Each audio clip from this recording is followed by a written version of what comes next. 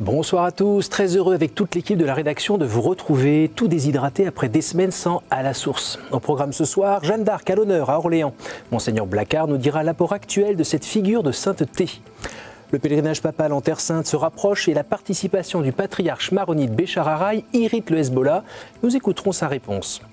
Le Grand Prix de la littérature catholique a été remis à... Vous le saurez dans quelques minutes et vous pourrez alors écouter la réaction de son heureux récipiendaire. Enfin, en vue des élections européennes du 25 mai, notre dossier portera sur le désamour des Français envers l'Europe. Nous en parlerons avec Jérôme Vignon, président des Semaines sociales de France et ancien cadre au sein de la Commission européenne, et Émeric Pourbet, directeur de la rédaction de Famille chrétienne, qui a fait sa une sur le sujet. À peine sortie des canonisations des papes Jean XXIII et Jean-Paul II, la Congrégation pour la cause des saints reconnaît la guérison miraculeuse d'un fœtus mal formé par l'intercession de Paul VI, ce qui pourrait ouvrir la voie à la béatification du pape italien à la mi-octobre, à l'issue du synode des évêques sur la famille. Nous avons joint par téléphone le postulateur de la cause pour comprendre ce que l'auteur de l'encyclique Humanae Vitae, qui porte, je vous le rappelle, sur le mariage et la régulation des naissances, a à nous dire aujourd'hui. Tutta la vita è stato questo, Montini. È stato uno che ha cercato di ascoltare, capire le urgenze, le esigenze degli altri, in modo particolare delle persone più abbandonate, più deboli e quelle più indifese. E proprio per questo poi si è sforzato di portare la Chiesa, la presenza di Chiesa un po' in tutti e 5 i continenti, sia con i suoi viaggi, ma anche con i suoi scritti e con tutto il suo magistero. Les franciliens se sont réunis autour de leur évêque pour une veillée de prière pour la vie lundi soir. C'était la 6e édition de cette veillée qui a débuté par une marche dans Paris de plusieurs groupes diocésains qui ont ensuite convergé vers la cathédrale Notre-Dame. Notre prière pour la vie, ça n'est pas l'invocation à une déesse du nouvel âge. C'est une reconnaissance de la présence du Christ à tout être humain, quel que soit son état, quelles que soient ses capacités, quelles que soient ses faiblesses, quels que soient ses handicaps, quelles que soient ses fautes, et même quels que soient ses crimes. À l'Assemblée nationale, la proposition de loi sur la famille sera examinée les 19 et 20 mai prochains. Elle porte sur l'autorité parentale et l'intérêt de l'enfant. L'ouverture de la procréation médicalement assistée aux couples de femmes, la gestation pour autrui ou la filiation et l'accès aux origines des enfants nés sous X ne figurent pas dans ce texte. Mais les parlementaires écologistes ne comptent pas en rester là et devraient déposer un projet de loi ouvrant la PMA aux couples de femmes. On reste en France où, mois de mai oblige, les fêtes joanniques battent leur plein à Orléans depuis le 29 avril, jour où l'on a pu assister à la remise de l'épée de l'ancienne à la nouvelle Jeanne. Un hommage chrétien a été rendu dimanche dernier avec cette jeune fille se recueillant à l'endroit même où le fit la pucelle lors du siège de la ville en 1429. Ces 7 et 8 mai sont les 2 grands jours de la fête à Orléans. Marine Wolf a demandé à Monseigneur Blacard, évêque du diocèse, ce que cette figure de sainteté a à nous dire au-delà des différentes récupérations dont elle a été l'objet depuis des siècles. On parle beaucoup de la Jeanne instrumentalisée, mais voilà, c'est pour ça que je suis très heureux que vous soyez ici, où vous découvrez la vraie Jeanne. Au fond, ceux qui instrumentalisent Jeanne, je préférais qu'ils disent les paroles de Jeanne, toutes les paroles, pas simplement celles qu'on sort de leur contexte. Jeanne a beaucoup parlé, on a beaucoup de paroles d'elle dans le procès de Rouen. Il faut la laisser parler, elle a beaucoup de choses à nous dire à nous aujourd'hui, notamment sur l'unité, sur l'engagement, le courage, la paix d'une société, le souci des pauvres. Si Jeanne venait aujourd'hui, je crois qu'elle serait profondément européenne, c'est-à-dire qu'elle porterait ce souci de l'unité au-delà des divisions. Voilà, elle aurait vraiment le souci, je crois, d'une unité encore plus large. Alors vous pourrez retrouver ces fêtes à Orléans dans le magazine Hors les Murs, vendredi 16 mai à 20h40, présenté par Stéphanie Dupasquier. La semaine dernière, le cardinal Jean-Louis Torrent s'est rendu à Annaba, en Algérie. Il y représentait le pape François lors des célébrations du centenaire de l'élévation de la basilique Saint-Augustin d'Hippone. Un événement exceptionnel pour l'église locale, d'autant plus qu'il était soutenu par les autorités. Nous vous l'avions montré ici, la basilique a rouvert ses portes en octobre dernier après plus de 2 ans de travaux. Le président du Conseil pontifical pour le dialogue interreligieux nous parle de l'engagement des chrétiens dans la société algérienne.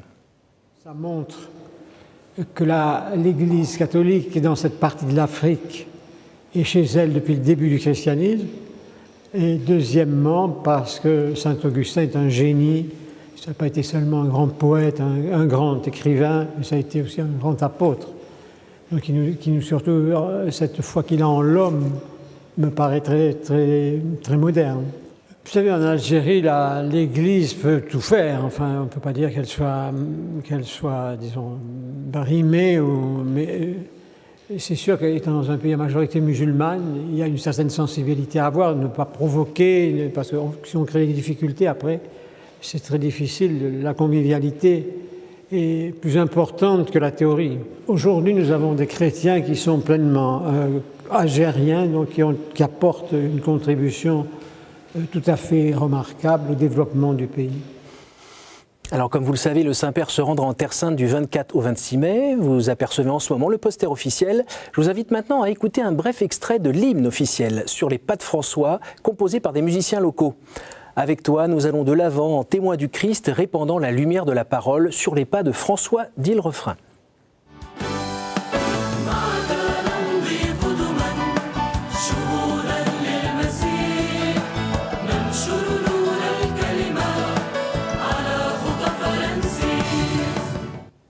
Un voyage qui sera sous le signe du dialogue œcuménique avec la rencontre du Saint-Père et de Bartholomé Ier, le patriarche orthodoxe de Constantinople. Et on a appris que le pape sera accompagné, une première, par un rabbin et un musulman. Il s'agit de 2 Argentins, le rabbin Skorka, vieil ami du pape, et du professeur Omar Abou, président de l'Institut pour le dialogue interreligieux de Buenos Aires. Dimanche, le patriarche maronique Béchar Araï a fait savoir qu'il se rendra en Terre Sainte avec le pape. 2 journaux proches du Hezbollah ont immédiatement fait passer un message de désapprobation parce que cette visite avalise l'occupation des territoires palestiniens par Israël. Le patriarche maronite, dont la résidence est au Liban, explique pourquoi il a pris la décision d'effectuer cette visite, la première depuis 1948. Une réaction recueillie par nos amis des sanctuaires de Lourdes. On a interprété mal, je n'ai pas compris pourquoi. Quand je vous dis la chose, on ne veut pas croire. Ça n'a aucune portée politique. Pourquoi avoir une portée politique? Moi, je sais, vraiment je sais, je le réalise, qu'il y a maintenant une position politique entre le Liban et Israël, ce qu'on appelle l'inimitié. Même en parlant, il faut qu'ils disent, nous ne disons jamais parole ennemie, mais ils disent Israël, l'ennemi Israël. Très bien, moi je ne veux pas chez l'ennemi. Moi je vais chez mes fidèles. Moi je vais à la Terre Sainte. Qu'elle s'appelle Palestine, qu'elle s'appelle Israël, qu'elle s'appelle je ne sais pas quoi, moi je vais en Terre Sainte, visiter mon peuple. Personne ne peut m'empêcher de visiter, de faire mon devoir de pasteur et de patriarche. Et puis les chrétiens de la région se mobilisent par la prière et le jeûne pour la réussite de ce pèlerinage. À Amman, en Jordanie, première étape de la visite du pape, l'Église catholique a composé une prière spéciale que les fidèles de Terre Sainte peuvent réciter durant les 3 semaines qui précèdent cette visite. Et à Jérusalem, Église et communauté ont organisé 9 jours de prière individuelle et communautaire du 14 au 22 mai. À Notre-Dame de Paris aussi, on priera pour ce voyage lors d'une veillée le 20 mai. Une soirée coprésidée par le cardinal André XXIII et par Monseigneur Emmanuel, le métropolite orthodoxe de France. En bref, les 1er et 2 mai, l'hôpital Mother of Mercy à Jidel, au sud du Soudan, a essuyé 2 bombardements provenant d'un avion de chasse gouvernemental. Cet hôpital est le seul en activité dans la région. Soutenu par le Secours catholique et Caritas Irlande, il a aussi la particularité d'accueillir tout le monde. Du côté du Nigeria, le groupe islamiste Boko Haram a confirmé qu'il avait bien enlevé 276 lycéennes qu'il compte revendre comme esclaves à 10 € pièce. Au micro de Radio Vatican, l'archevêque d'Abuja, le cardinal Onaye Khan, a expliqué que de nombreuses écoles avaient fermé de crainte de nouveaux enlèvements. Il a ajouté que la population était déçue par l'incapacité et l'inefficacité des forces gouvernementales. Depuis le début de l'année, en effet, les actions violentes imputées à Boko Haram ont fait plus de 1500 morts.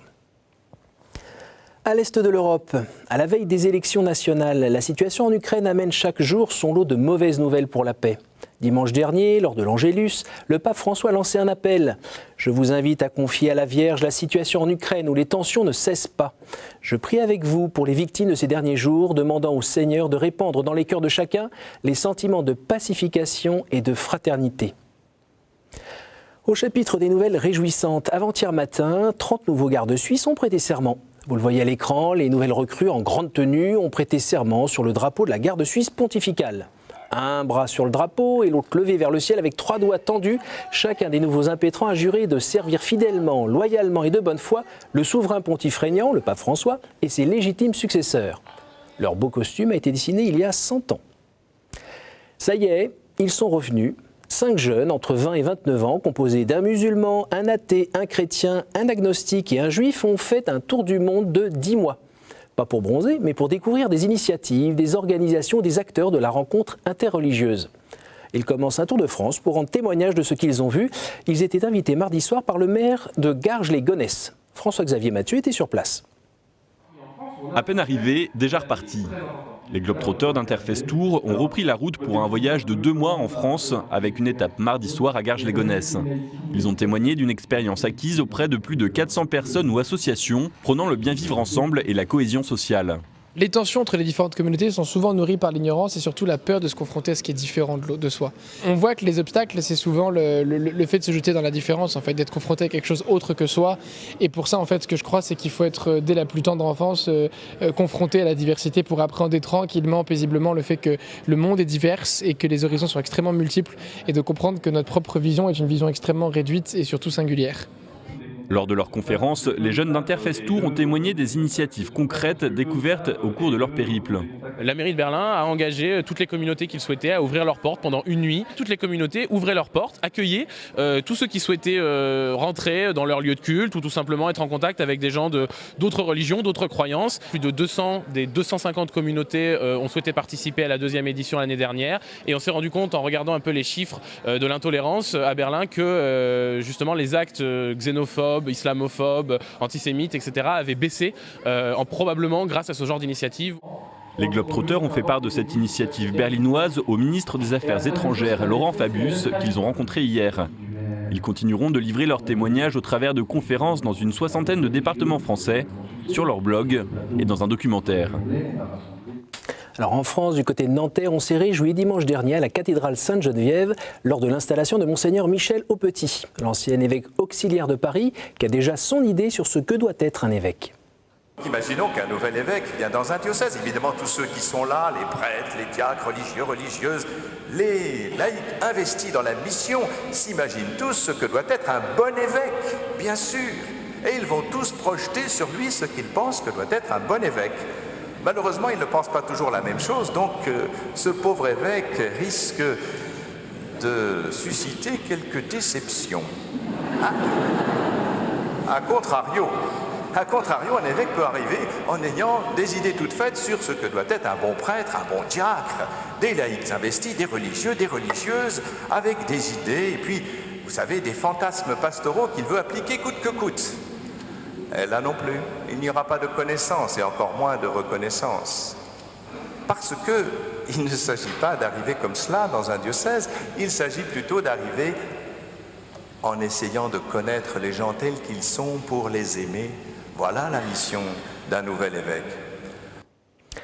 On reste en Île-de-France avec la construction d'une nouvelle église financée par le diocèse de Saint-Denis et les chantiers du Cardinal. Hier, en avant-première, l'architecte de Saint-Paul de la Plaine a présenté cette chapelle de 200 places et son espace de rencontre. Un bâtiment construit dans un quartier de bureaux sans église et riche d'une très grande mixité sociale et confessionnelle. Un bâtiment en forme symbolique de l'infini dans un style très épuré, mêlant métal et baies vitrées comme nous l'explique son concepteur. Les structures sont travaillées de façon autonome et la liturgie est pensée de façon autonome. Mais l'architecte, il essaye à chaque fois, dans les églises, en tout cas celles qui m'ont le plus intéressé, de trouver une solution où il y a une juxtaposition parfaite. Et l'exercice n'est pas facile. Et c'est ce que nous avons tenté dans cette église. C'est-à-dire que la forme du plan ici, vous le voyez, est une forme en goutte d'eau entre guillemets, qui essaye de concilier une hésitation dont on m'a fait part, en tout cas un théologien dont on m'a fait part actuellement, entre une forme d'assemblée en rond, communautaire, ou une forme plutôt basilicale, c'est-à-dire orientée vers l'autel, Et la synthèse de ces deux géométries a donné lieu à cette forme en goutte d'eau, entre guillemets. Alors cette église sera inaugurée et consacrée le 24 mai prochain. Bonne surprise aussi du côté des statistiques. D'après l'Annuarium Statisticum Ecclesiae 2012, le nombre de catholiques a augmenté plus vite en 2012 que la population mondiale. On comptait 1,228 milliards de catholiques à travers le monde fin 2012. Le réseau social catholique de prière hosanna.org invite à prier pour les vocations dimanche prochain. Une manière originale de vivre la journée mondiale de prière pour les vocations, à laquelle se sont associés 12 séminaires en France comme les Carmes, Toulon, Paris, Versailles ou encore Saint-Sulpice à Issy-les-Moulineaux. L'adresse du site s'affiche à l'instant sur votre écran. Enfin, pour notre page culturelle, outre la sortie de Christéros au cinéma mercredi prochain, l'actualité littéraire a eu lieu à la mairie du 6e arrondissement mardi soir, puisque le Grand Prix de la littérature catholique 2014 a été remis à François Talandier. Alors que l'auteur vient de publier La Croix et le Croissant, c'est le premier tome de ce nouveau cycle, intitulé L'écriture du monde, qui a été honoré. Je parle de personnages qui vivent dans un monde troublé, violent, brutal, chaotique, ils ne savent plus du tout où va l'humanité, et ils ont ce point qui les guide. La foi, c'est croire que quelque chose en vaut la peine, qu'il y a quelque chose dans l'homme. L'espérance, c'est de se projeter dans un avenir. Et l'amour, c'est d'avoir goût à ça, de ne pas se laisser envahir par le dégoût ou par le refus. C'est ainsi que ce roman, je crois, tourne autour de la foi, de l'espérance et de l'amour. Alors restons dans le papier. Avant de retrouver comme promis nos invités pour parler du désamour de l'Europe, je vous invite à feuilleter rapidement avec moi vos hebdos chrétiens de la semaine.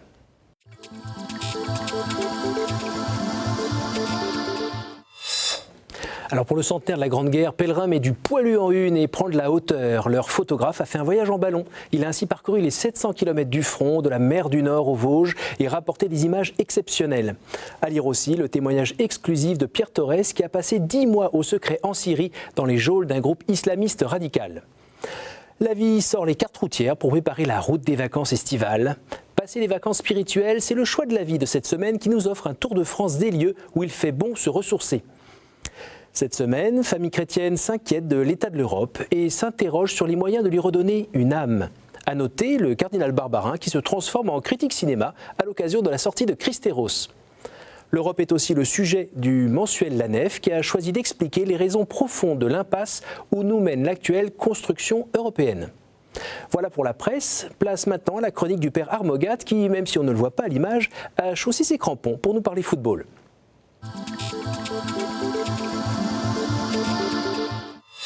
On sait que le pape François est passionné par le football. Il est un supporter du club San Lorenzo de Buenos Aires et l'on sait qu'il paie chaque mois par prélèvement automatique sa cotisation alors qu'il en est dispensé en tant qu'ancien archevêque de Buenos Aires, l'archevêque étant membre honoraire de ce club fondé il y a un siècle par un prêtre argentin. Depuis le début de son pontificat, le pape François a reçu à de nombreuses reprises des joueurs et des clubs. Et il a adressé des messages qui me paraissent importants. Aux joueurs d'abord. Il sait bien que de gros intérêts économiques sont en jeu et que l'argent peut corrompre le sport. Il leur demande d'être exemplaires en raison même de l'argent qu'ils gagnent et de la responsabilité qu'ils ont envers des jeunes et même des très jeunes supporters. Il a aussi reçu en tête-à-tête un joueur de football italien victime d'insultes racistes. En second lieu, le pape sait bien aussi que le jeu est un grand phénomène de société. Il regrette du reste que les violences qui interviennent dans les tribunes empêchent des familles de se rendre pour participer au spectacle. Mais il sait aussi que le jeu est un élément important du vivre ensemble, de la vie bonne. Alors, l'Évangile demande d'aimer son prochain comme soi-même. Et tout l'Évangile ne se réduit pas à une bonne partie de football. Mais je pense que si on pouvait commencer par aimer tout simplement son prochain, on aurait peut-être déjà marqué un but. Merci Père pour cette chronique sportive. Mes invités pourraient s'impatienter, rejoignons-les de ce pas.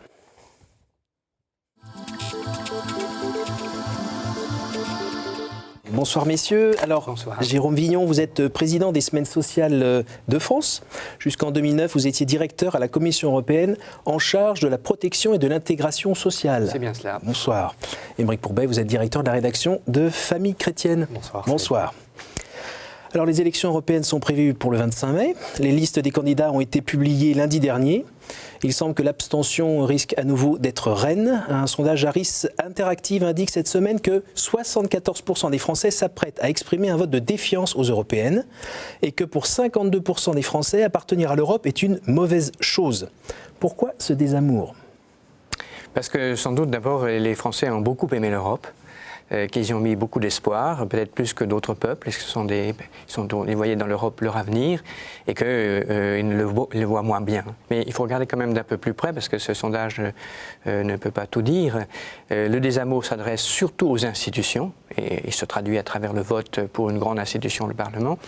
Il s'adresse moins à l'Europe en tant que projet. Quand on demande aux Français s'ils sont toujours partisans de l'euro, à 66%, ils déclarent qu'il faut rester dans l'euro.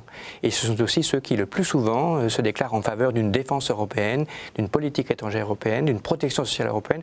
Donc ils attendent toujours de l'Europe un projet, mais ils sont déçus par les institutions. Alors Aymeric, ça ne vous trouve pas que dans l'argument de M. Vignon, on entend de l'amour de l'euro comme qui explique l'amour de l'Europe ? Écoutez, moi, ce que j'ai pu constater, c'est qu'effectivement, on avait du mal à discuter de sujets européens en réalité. Et moi, je constate plutôt que c'est une absence de campagne. Il y a des débats et je pense qu'il faut les mettre sur la place publique et sur la table. Si vraiment on veut savoir, les Français aiment l'Europe, aiment l'idée de l'Europe. Ce qu'ils rejettent aujourd'hui, c'est la construction européenne telle qu'elle se bâtit et en partie uniquement sur l'économie. Alors justement, est-ce que c'est une erreur de pédagogie ? Est-ce que c'est une erreur de pédagogie ou c'est plus compliqué ?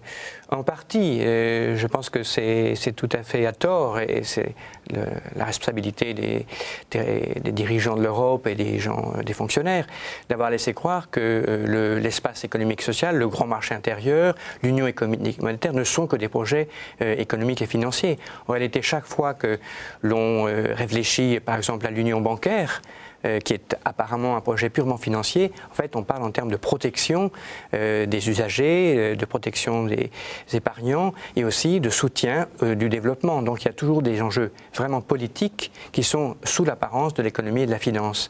Et c'est faute d'avoir été suffisamment pédagogue qu'on a oublié, on n'a pas bien su faire comprendre que la construction d'un marché unique, c'est surtout celui de libre circulation, ordonné par des règles, et des règles qui nous sont communes en matière sociale, en matière environnementale et aussi en matière culturelle.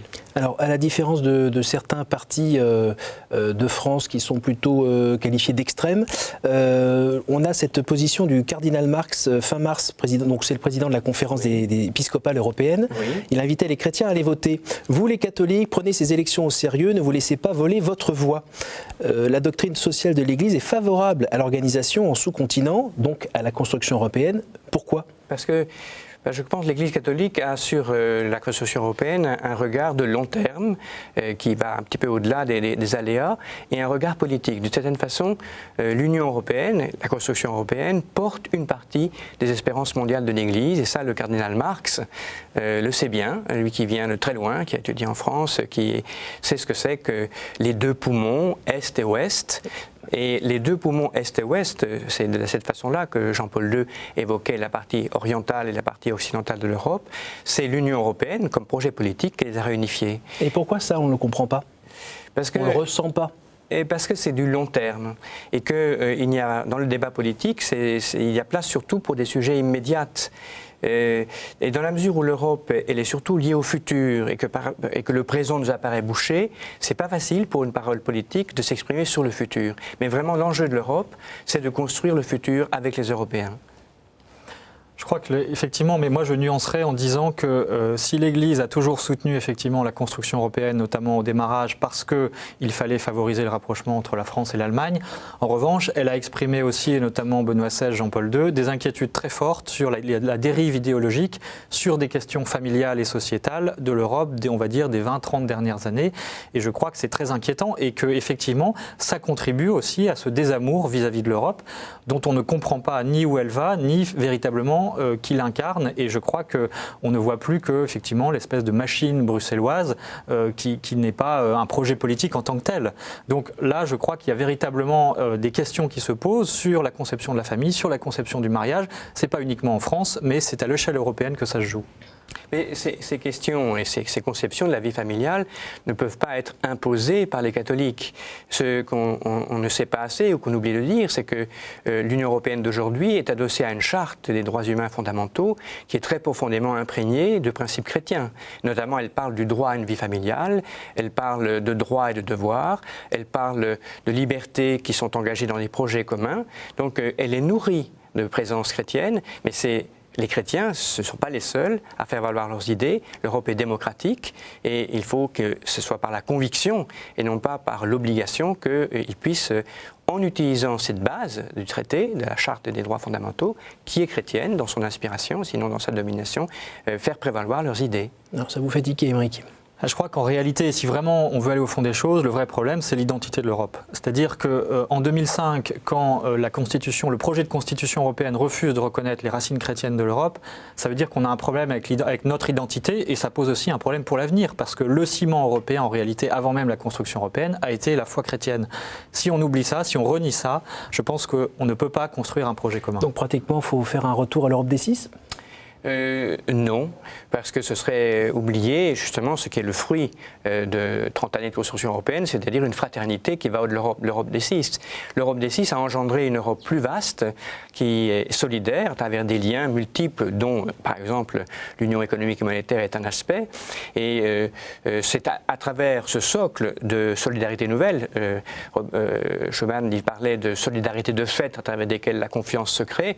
Ce serait vraiment très dommage, en se restreignant l'Europe des 6, d'oublier les Espagnols, les Autrichiens et demain les Polonais, puisqu'ils seront membres de l'euro. Alors, en un mot, l'enjeu de ces élections ? L'enjeu de ces élections, c'est de donner à ce Parlement européen la pleine potentialité de ses pouvoirs. Il a de nouveaux pouvoirs, notamment en matière de politique étrangère, de questions sociales, de consolidation de l'Europe politique pour qu'il y ait un euro, effectivement, qui soit vraiment digne de l'unité européenne. Mais il ne pourra vraiment exercer ses pouvoirs que s'il est porté par une certaine onction populaire. Donc si, effectivement, il y a beaucoup d'abstention, ça va affaiblir la capacité du Parlement européen à porter ces enjeux majeurs qui sont sociaux, qui sont de politique étrangère de plus en plus, mais aussi d'intégration politique. Merci beaucoup.